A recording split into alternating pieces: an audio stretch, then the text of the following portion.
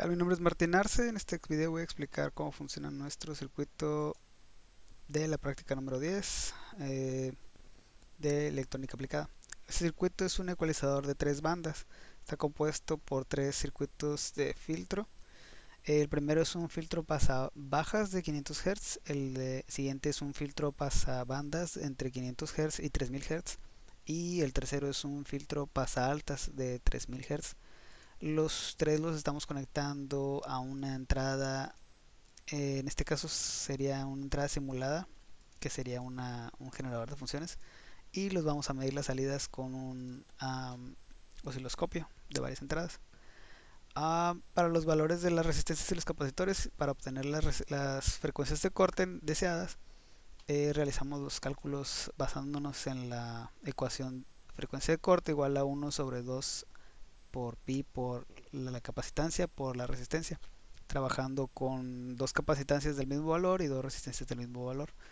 Los cálculos son parecidos a los de la práctica anterior, ya que estamos trabajando con frecuencias de corte iguales, 500 y 3000. En la práctica se incluyen. Para la frecuencia de corte de 500 utilizamos resistencias de 1 ohm y capacitores de 318 microfaradios. Y para la frecuencia de corte de 3000 Hz utilizamos resistencias de 1 ohm y capacitores de 53 microfaradios. Utilizamos estos valores directamente en nuestra simulación y notamos que para el armado en físico utilizaríamos valores distintos para los componentes. Esto no afecta demasiado mientras estemos utilizando componentes que tengan valores cercanos. La frecuencia de corte que se obtiene va a ser muy parecida a la deseada. Podemos entonces analizar la simulación. Está nuestro generador de funciones y nuestro osciloscopio. Um, la entrada A del osciloscopio va a estar conectada a nuestra entrada, nuestra señal de entrada, y la entrada B del osciloscopio es la salida del pasabajas. La entrada C del osciloscopio va a estar conectada a nuestro pasabandas, y la entrada D del osciloscopio va a estar conectada a nuestro pasaaltas. Entonces procedemos a iniciar la simulación. Vamos a trabajar con un Hertz. Vamos a cambiar la escala.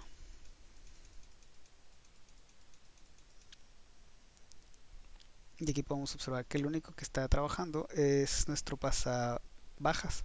Los otros dos están básicamente en ceros, la amplitud cero. Vamos a cambiar la frecuencia a 1500 Hz y vamos a observar cómo cambia. Para esto necesitamos cambiar la escala de tiempo. Ok, y podemos observar que ya cambió, que ya se atenuaron las señales. Vamos a poner en cero nuestra señal de entrada B y en cero vamos a poner nuestra señal de entrada D. Esta en amarillo va a ser nuestra señal de nuestro pasabandas. Vemos que ya está atenuada,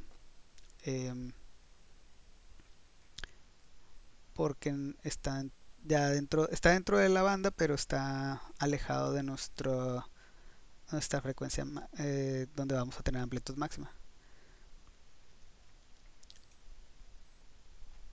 Vamos a poner esto en cero y observamos la frecuencia de salida de nuestro pasabajas. También observamos que está reducida. No está completamente en cero porque todavía no está lo suficientemente alejada de la frecuencia de corte, pero está reducida. Y podemos poner esto en cero y observar la de el pasaaltas. De la misma manera también observamos que la amplitud está reducida en la salida, pero no completamente. Ahora podemos cambiar esto a 5000. Vamos a ponerle 6000 Hz y cambiar la escala.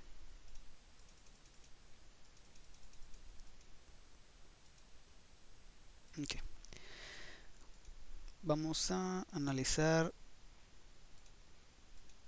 ponerle en cero las demás entradas y vamos a analizar nuestra señal de entrada de nuestro pasa bajas.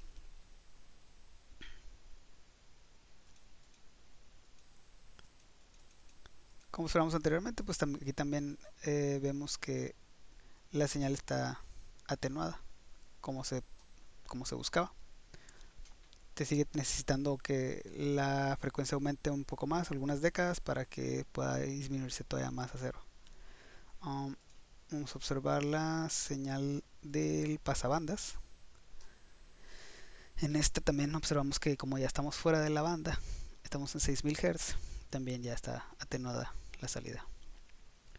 Y lo ponemos en cero y observamos la salida del pasa altas.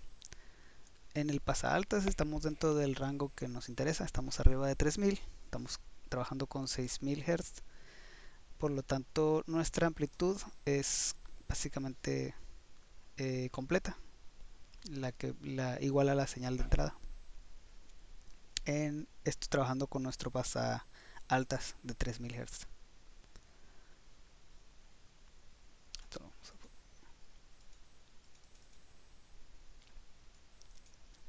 Y de esta manera podemos observar que funcionó correctamente. Esta simulación pues nos da una idea básicamente de cómo funciona nuestro ecualizador. Idealmente pues se trabajaría no con un generador de funciones, sino con una señal que, que tenga una frecuencia variable para que podamos observar directamente cómo se aíslan las diferentes frecuencias.